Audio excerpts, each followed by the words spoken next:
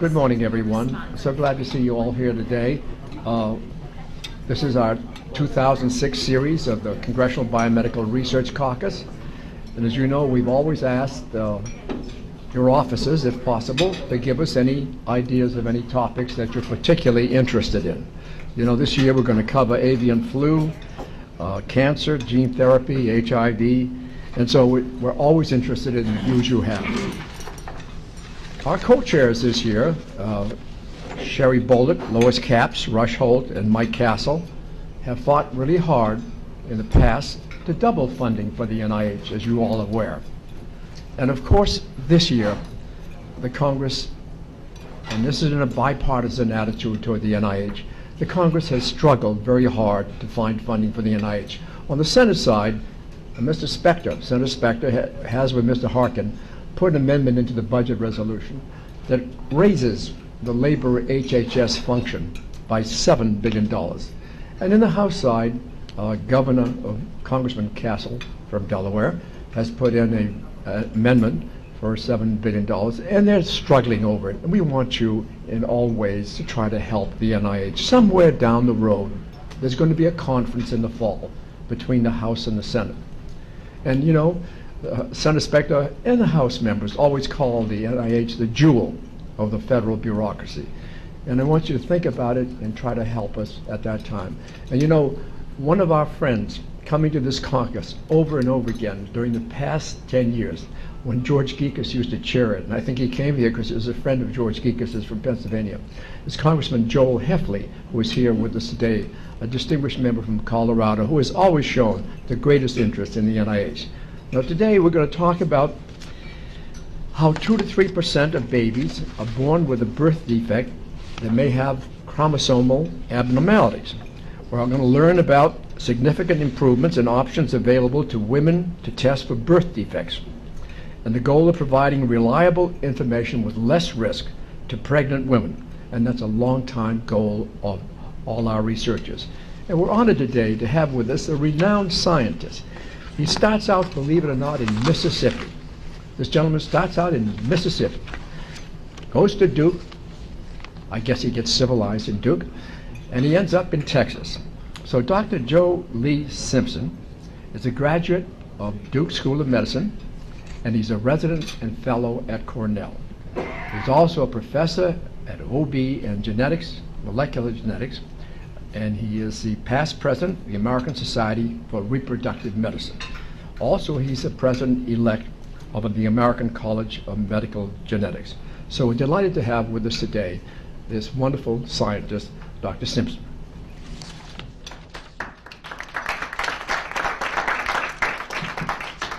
Thanks very much. It's a pleasure to be here. I'm here in town for the American College of Obstetricians and Gynecologists meeting. I've learned a lot about medicine, and I'm happy to come up the hill and to try to talk a little bit about public policy and where this might go. This is a very narrow topic, as Peter mentioned, and I'll be happy to expand it, to be interrupted as we go on if you think we're getting too far afield. I'm used to that happening all the time. But I also would like to give you a little bit more data than you probably are used to hearing in these forums, because it's a little bit different than what you may have been told. Some of you may have had a prenatal genetic screening, or you may know individuals who have had this, and some of the facts and figures that I'm going to tell you may be different than what you got from your primary provider and obstetrician. So I'd like to give you that. Now, just to give you an overview first, the frequency of birth defects in the live-born population is about 2 to 3%. It's a bit higher than what we would like and what many people imagine. And these are the categories that explain these birth defects. There's a single gene disorder, and the important thing is to realize that the chromosomes look normal in single gene disorders. You cannot pick up muscular dystrophy or hemophilia by looking at the chromosomes. Then there are a second group of disorders in which the chromosomes are abnormal. That'll be the focus about what we'll be talking about today. And then there are other explanations that are a bit fuzzier, and we know less about them scientifically, and we're beginning to work on these, and they fit into the other two categories, and they include many common birth defects like cleft palate, most forms of congenital heart defects, clubfoot, things of this sort. These we would call polygenic or multifactorial. And they also would not be picked up by chromosomal abnormalities. So we're focused on one of the explanations. Now, just to set the overview of screening, when we approach genetics, there are two issues that are involved. One, we may be faced with couples who have had a previously affected child or in which our family history indicates that there's an abnormality. So they may have a prior affected child or some relative. And if this is the case, the screening mode is not applicable. We do all we can to attempt to make a diagnosis. So this is standard medicine. In addition, if we're going to have a public health impact and we're going to decrease the frequency of birth defects, we need to do something proactively in the population. And most of you are familiar, I think, with the concept that in certain ethnic groups there's a very high incidence of certain genetic disorders. These are listed on the slide. And in this group, it's the standard of practice in the country to offer individuals in these ethnic groups screening in order to detect those individuals who are carriers. And if a patient and her spouse are both carriers, they are at risk for one of these genetic disorders in these various ethnic groups. The risk is 1 in 4, and that's a fairly significant risk. So this is a totally different topic, but I want you to realize that the concept of genetic screening has been around in American medicine and American genetics for over 30 years. The first screening really was Tay-Sachs screening up the road at Johns Hopkins in Baltimore, and these are now standard. All obstetricians offer this. So we're going to talk about chromosomes today. Now, this is a list of the frequency of chromosomal abnormalities, and there are a number of different chromosomal abnormalities. Some of these, such as the ones at the top, Klinefelter syndrome, in which there's 2 X's and 1 Y, are not disorders that everyone would consider that serious. They may be associated with a decrease in IQ. They may be associated only with sterilization, but nothing else. So a key point in all of these disorders is that we as physicians and we as geneticists believe that our most important goal is to inform the patients of what the options are. We don't dictate management. We inform the patients of at what they are at risk, and we support whatever decisions they make in terms of what their options. So some of these disorders are individuals up in this category. We're mostly talking about Down syndrome, in which there's, we all know, a clear decrease in IQ and a limit in terms of the educational level that they can reach. And at the other end, we have disorders which are called trisomy 13 and 18 and an extra chromosome. And these are very severe disorders that severely limit life expectancy, usually to no more than a year or 2. And so clearly these have different context in which we might attempt to treat them. Now, in terms of the key risk in terms of chromosomal disorders, it is not the ethnic groups that we saw in the single gene disorders, but the age of the mother. And this slide pretty much says it all. The risk begins to go up beginning about age 20, and it goes up year by year, so that a 31-year-old lady has a lower risk of having a child with Down syndrome than does a 32-year-old lady, and it begins to go up. So many of you may have heard about age 35 as some magic age. That has some historical context that we may mention, but really has no validity scientifically. It changes year to year, and that's very important, and that's really the fundamental basis for the screening program that we're going to go over. Now, until about 15 years ago, the only option we had was to wait until a patient was either had a previously affected child with a chromosomal abnormality, much like the single gene disorders, or was a given age, such as 35. And we would then offer her an invasive diagnostic procedure to detect the presence or absence of chromosomal abnormalities if she wanted that. And then we would discuss the options and she would choose what her own reproductive options would be. And in order to do that, we had to have DNA or cells from the fetus. And we got that by sticking a needle through the mother's abdomen, past the uterus into the amniotic cavity. So this big P is placenta, the U is uterus, and the black material here is the amniotic fluid that surrounds the fetus. This white streak here represents the needle. And the reason there's a flare there is that we've taken out the stylet and there's a hollow area there, and that shows differently on the ultrasound. So many of us have done thousands of these procedures, and I'll give you my opinion about their safety later. So historically, if you've had an amniocentesis, or you know an older sister who may have had an amniocentesis, you probably will know that she was counseled that the risk of a procedure resulting in a pregnancy loss was about 1 in 200. So that's kind of been around for a long period of time. We are now changing that based upon new data and the fact that there's solid ultrasound. We could talk all day, but just very briefly, here's a very big study, 2,200 individuals who underwent the procedure versus controls, absolutely no difference in complication rates.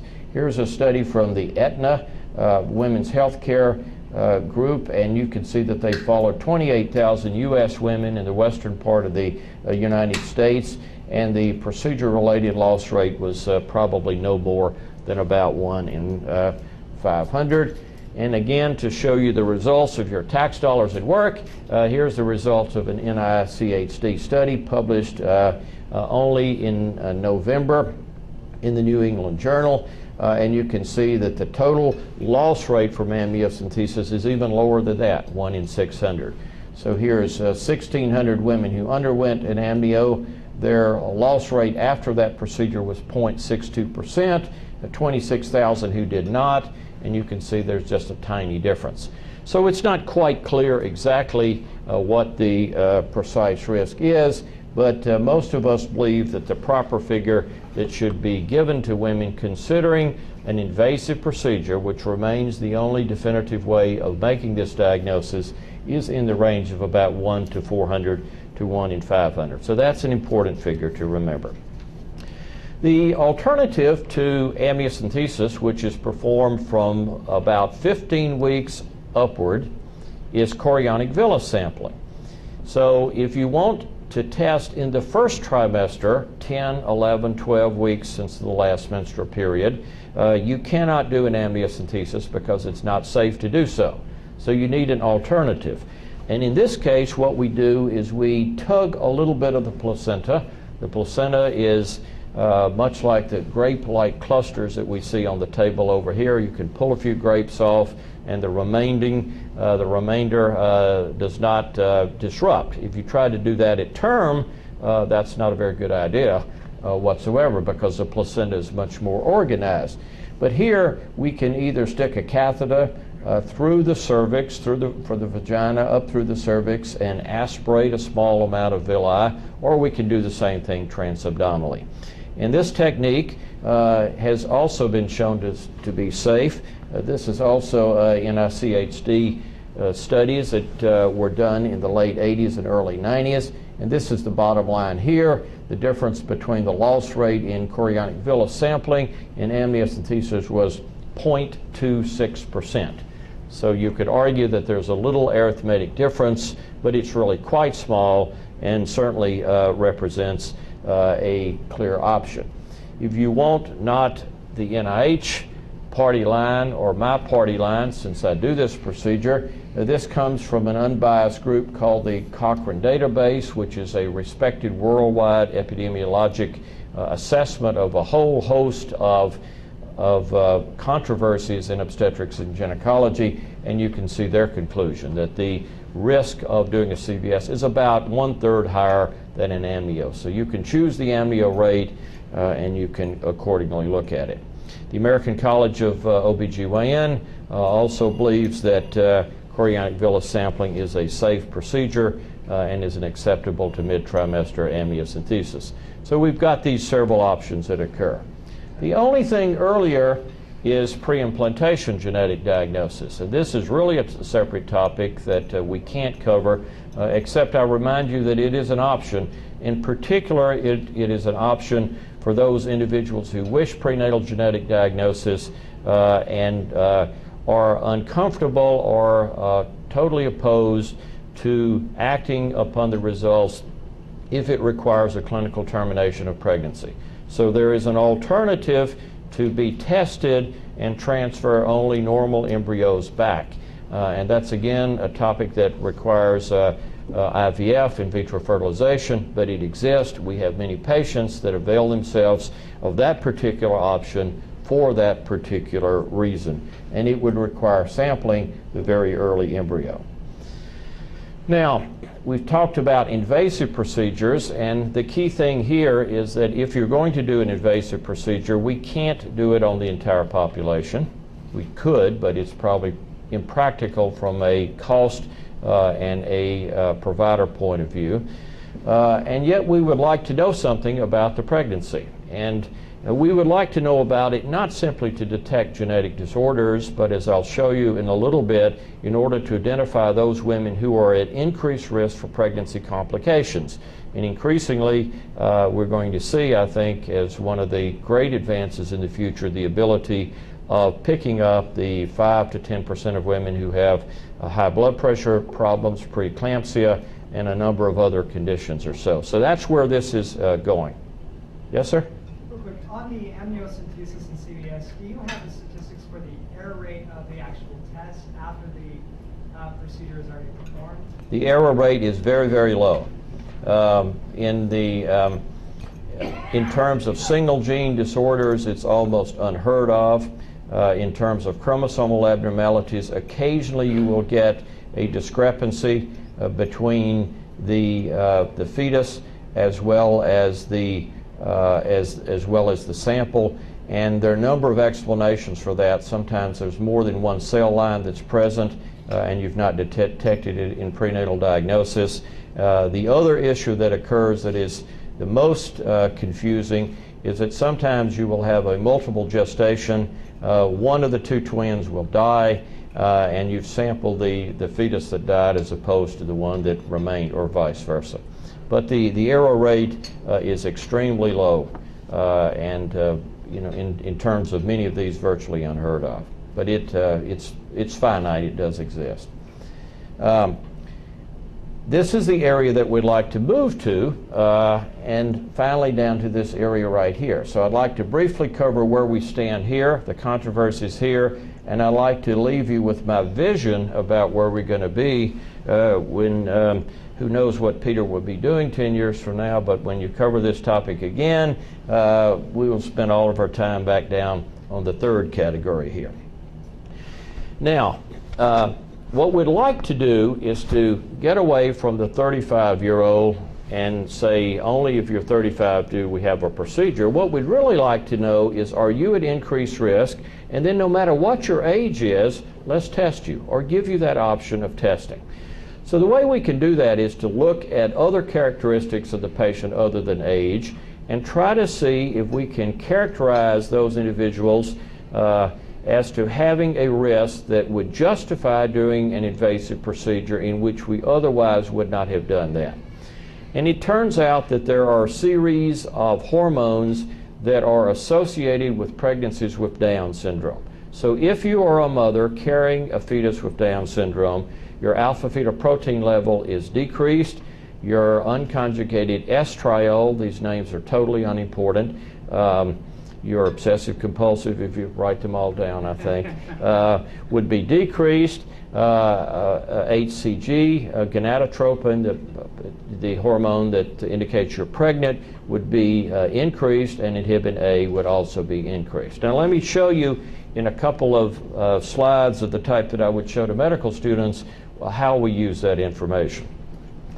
So this curve, this one to the right here, shows the distribution in the normal population of a particular analyte. Let's say that it's alpha-fetoprotein.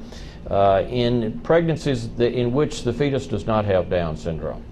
And then if we take pregnancies in which the fetus does have Down syndrome and we look at the mother's alpha-fetoprotein, you can see the distribution is displaced to the left. So it's not a diagnostic test because there's overlap. If it were totally separate, that would be a diagnostic test. It's not. However, we can use that information because common sense tells you that if you have a low value, you're relatively more likely to have a child with Down syndrome than if you had a higher value. So the question is, how much value can we attribute to that? And so what we do is we take the individual value, for example, 0.5, multiples of the median, the units are unimportant, and you can see that if you draw a curve up through here, and you take those ratios, A to B, it turns out to be 2.6. So that's called the likelihood ratio. That's the likelihood that Down syndrome is going to be associated with that particular value in that woman. So let's say she's 32. At 32, your risk of having a child with Down syndrome is 1 in 725. If that likelihood ratio is 2.6, you can do the math and you can see that the new figure you would calculate is 1 in 266. We haven't done anything about doing a test. We've simply looked at that woman, we've taken her age into account and the particular value. So if you go back and you look at these particular values right here, you do the same thing on each of those, and then you can go in the population and you can figure out that if you use the first 3 analytes, that's called the triple test. There may be some of you who know people who've had the triple test. We can identify 70%, 69%. These again is NIH data, Peter. That in which, had we done a diagnostic procedure, we would then have made a diagnosis of Down syndrome. Had we done the 4 alliance, we would have gotten 81%. So this is far more efficient than simply doing amniocentesis or chorionic villus sampling on the basis of the age of the patient or waiting to see if there's a positive family history. So that's the advance. So the next question is, can you do it any earlier in pregnancy? And is it possible to improve upon that? Well, it turns out that in the first trimester, there are 2 other hormones that are useful, not necessarily the ones that we had in the second trimester. So PAP-A, pregnancy-associated plasma protein A, is very low in Down syndrome pregnancy, and HCG is increased, as it is in the second trimester. And we can also use ultrasound data, and in particular, in fetuses with Down syndrome, this particular measurement, which looks at the hollow space or translucency between the fetal skin and the back of the neck, is increased. That's probably because there's a cardiac defect and there's fluid accumulating, so there's probably biological reasons. So if we put all of those together and we do that test at 11 weeks, we can identify 87% of the mothers who have a fetus with Down syndrome. And if we did it at 12 weeks, it's a little less than that. So if you put these all together, this would be the options for non-invasive screening, all of which offer a better use of the healthcare dollar than simply doing an amniocentesis straightforward on the basis of maternal age. And this is pretty much the standard in Scandinavia and Europe, and is certainly an option in the United States for women other than 35. And the question would be, would it be recommended for everyone? Because of course the flip side of that is that there will be a portion of women over 35 who would not have the detection made and would have had it under the older scenario. So chances are in the United States we will have a cafeteria of options that will allow people to choose and the younger women certainly would choose something like this. So my conclusion, this is a bit of a bias here, but is first trimester is better than second trimester for a number of reasons that certainly the women in this room can imagine, the privacy issue, things of this sort, and in fact offers a better detection rate. Now, one of the things you're going to hear about this year that I do think is worth spending a few minutes, although it may seem arcane, is the fact that if first is good and second is good, why don't we combine them both? That would be a common sense type thing. So how useful is it to do both, first trimester followed by second trimester? It turns out that there are two options that exist, and you'll read about this. The first is called the integrated test. That's with a proprietary mark on the integrated. And in that particular test, what happens is you do the first trimester screening that we talked about before, nuchal translucency, Pap-A, HCG. You don't tell the patient the results. Then you wait and you screen in the second trimester. And it will increase the detection. In a European study, it showed about a 93% detection. But in my opinion, it is not likely to sell very well in the United States. I've had arguments with European colleagues, and they say, well, just do it. And I say, well, I don't really think you know American women who are not going to buy this. And the non-disclosure technique, I think, is fraught with problems.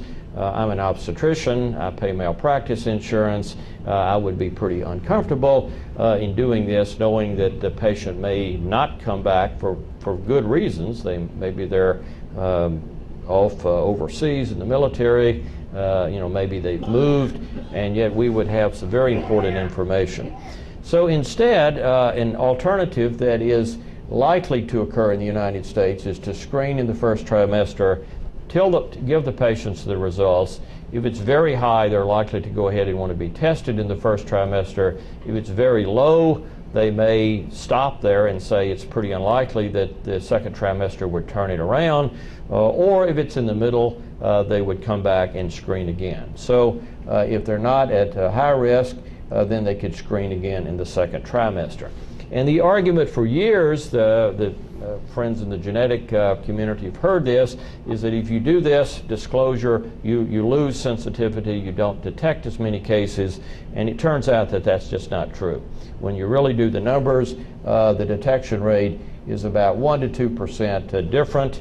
If you disclose the results, I won't go mathematically as to why there is a difference, but it does make sense.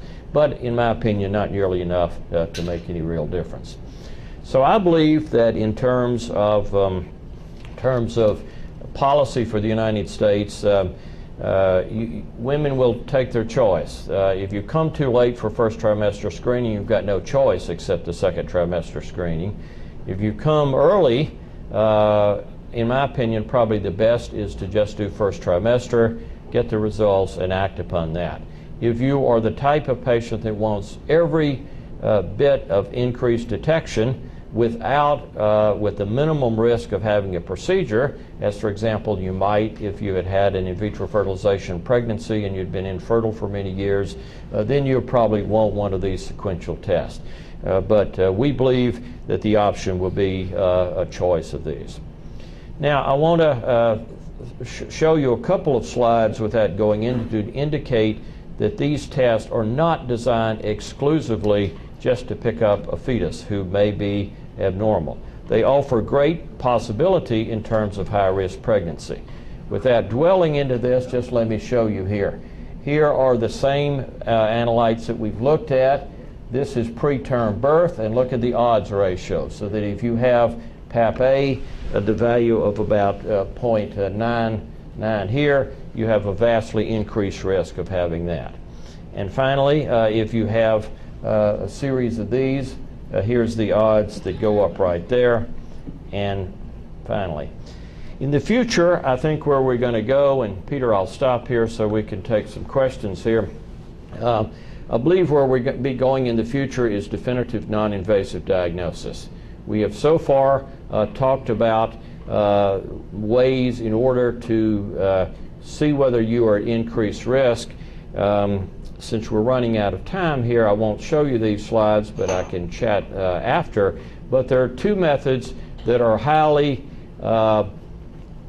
promising. They're not ready for prime time. We're not going to order them off of the web or Google at the present time. But the first is to recover rare matched fetal cells that are circulating in the mother's blood.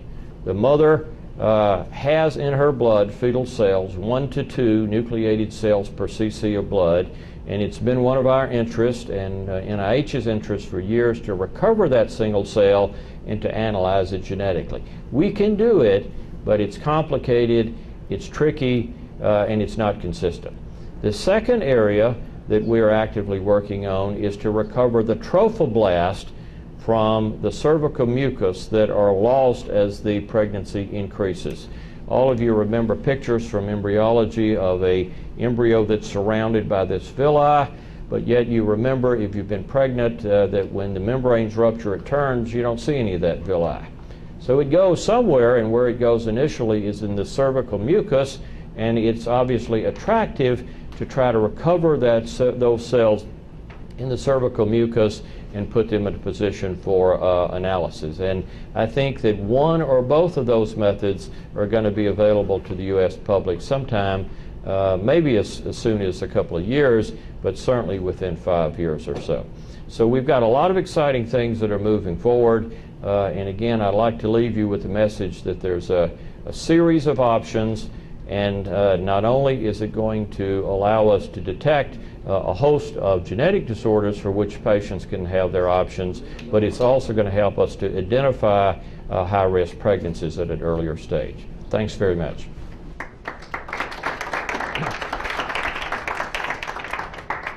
Thank you, Dr. Simpson. Now we'll take any questions you might have, and I'll ask the first one. Dr. Simpson, is there any way for a couple, or particularly a woman, to prepare herself to avoid fetal Down syndrome? Is there any particular diet or any way in which you can prevent it? Good question, and the answer is no. This is probably the vast majority of Down syndromes, fetuses and infants have originated in the cell division process in the ovary. The die has been cast long before the pregnancy has occurred. It's probably the unlucky draw that has produced an oocyte that has led to that particular pregnancy. There are birth defects that can be prevented, and perhaps an attractive thought there is the issue of folic acid fortifications that's clearly decreased the frequency of neural tube defects, but so far we've not found that magic bullet for Down syndrome. One second question, and then we'll turn to you. The NIH, does the NIH do a lot of funding in this area, and do you receive funding for the NIH, and what about the possibility of the NIH not getting any increase this year? Does it affect senior researchers like you? Leading question. Well, that's a very leading question. Of course, there's never enough money for that. We know that. The NIH, most of the obstetrical and prenatal research comes from the National Institutes of Child Health and Human Development. And they, I think, do a good job of touching the bases, but the depth of funding it can always be better. The studies that we mentioned about accuracy and safety of chorionic villus sampling, more recently the long-term studies about the figures that I showed you are NICHD data. Some of the newer techniques that we're looking at for diagnostically will be assessed, we hope, by NICHD. But with the funding priority down, the cut levels down below the 10th percentile, what this really hurts is the younger investigators who are looking at novel techniques. And I think that's the area that I am, as a senior investigator, most concerned with. We've had a number of training programs that have identified individuals willing to sacrifice financially and spend a lot of time training themselves, and now we've got them trained, but it's dauntingly difficult to receive funding. So. Yes, ma'am. Yes. Thank you.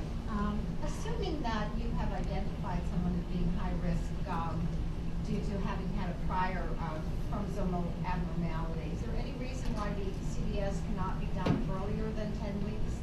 We're concerned about the safety. The question is, can you do CVS earlier than 10 weeks? We're concerned about the safety of the procedure. Just technically, it's difficult.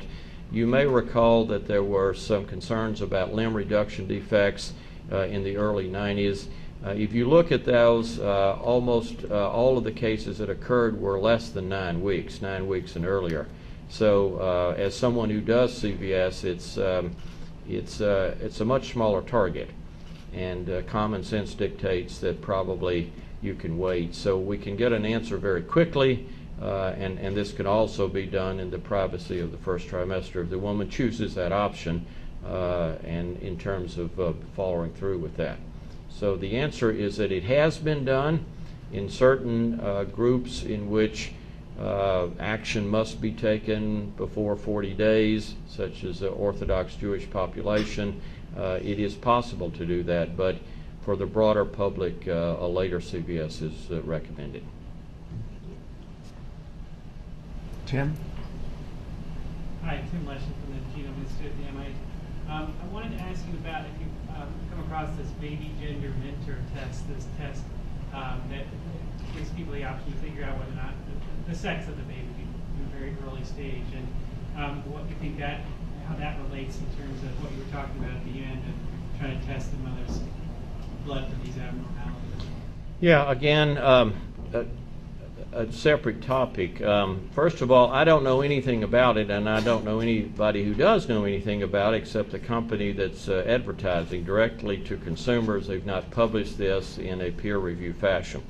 I will say that the scientific basis is not unreasonable.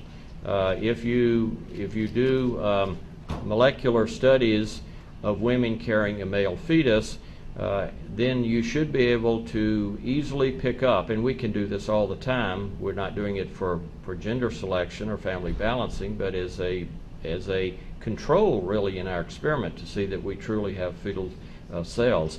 We can do that, and we expect that with a high degree of fidelity beginning about 30 weeks of embryonic life, or about 6 or 7 weeks from the last menstrual period.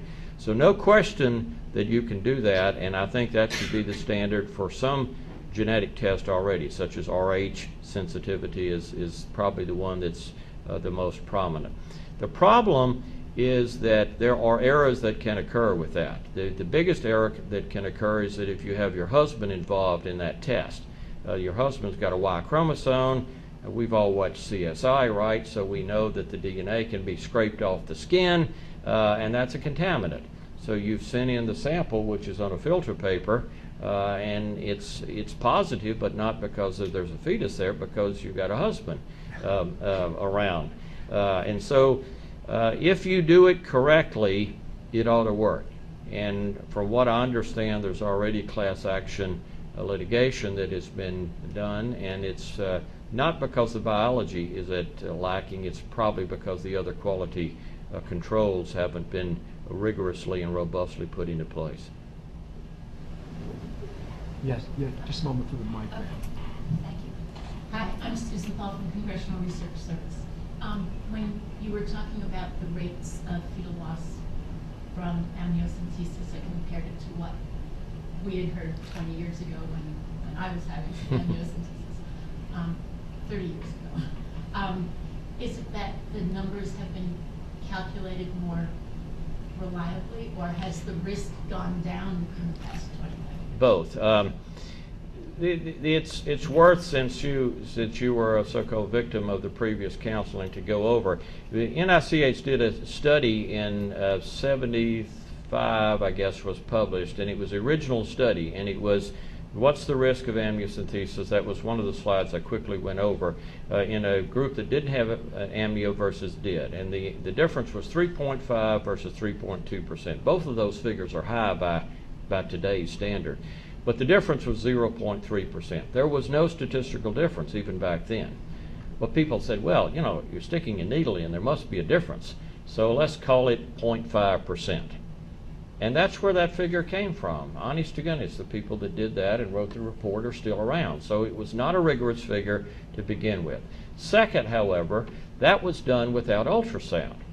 So it was late 70s, early 80s before ultrasound was useful. And now it's, of course, highly impressive. It's too useful now. You know, Tom Cruise is buying an ultrasound machine. So there's a problem now in terms of the public being enamored with it, in my opinion. But nonetheless, we have unbelievable accuracy in terms of where the needle is placed right now. So we were wrong in the first place, probably, and we've got more experience and we've got better technology. Okay. Yes, sir.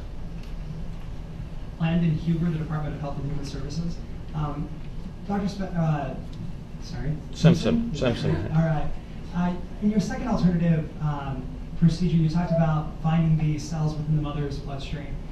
There's research out there that I've come across that talks about how those cells can come from multiple pregnancies, or they continue long-term within the bloodstream of the mother.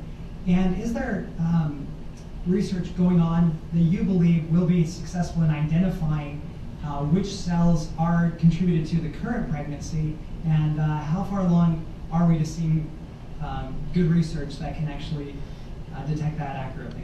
This is as good as it gets. This is an NICHD study that several of us published a few years ago, and it was addressing the diagnostic accuracy of fetal cells in maternal blood. And you can see the figure was 74%. Dr. Bianchi is the person who has done the research with which you may be familiar about persistence of fetal cells in maternal blood. So she's part of the study. It's not, in my opinion, as big a concern as you might think. And one reason is that the selection criteria for the specific nucleated fetal red cells are different than the ones that might persist. So in order, you've got 1 million or 10 million maternal cells in 1 or 2 fetal cells, you have to have some sort of enrichment criteria. It depends on which type of cell for which you enrich. And you may be enriching for the circulating cells as opposed to the ones that have ensconced in the mother's bone marrow and would have a different set of criteria. So it's a technologically answerable question. The problem is, as you can read from the slide, this is an extremely unwieldy technique, and it's not consistent, and it's not the sort of thing in which we would want to put a brochure out and say, send us your blood in order to do it. So it's not there yet, but probably with better antibodies and better cell capture device, it's still highly attractive, and that work is still proceeding. Dr. Simpson, thank you very, very much for an excellent lecture. Finally, we wish to thank the Joint Steering Committee for Public Policy for sponsoring this luncheon. I want to advise you that our next briefing on June the 7th is going to be called The Risk of Avian Flu. I hope it's not large. Thank you all very much.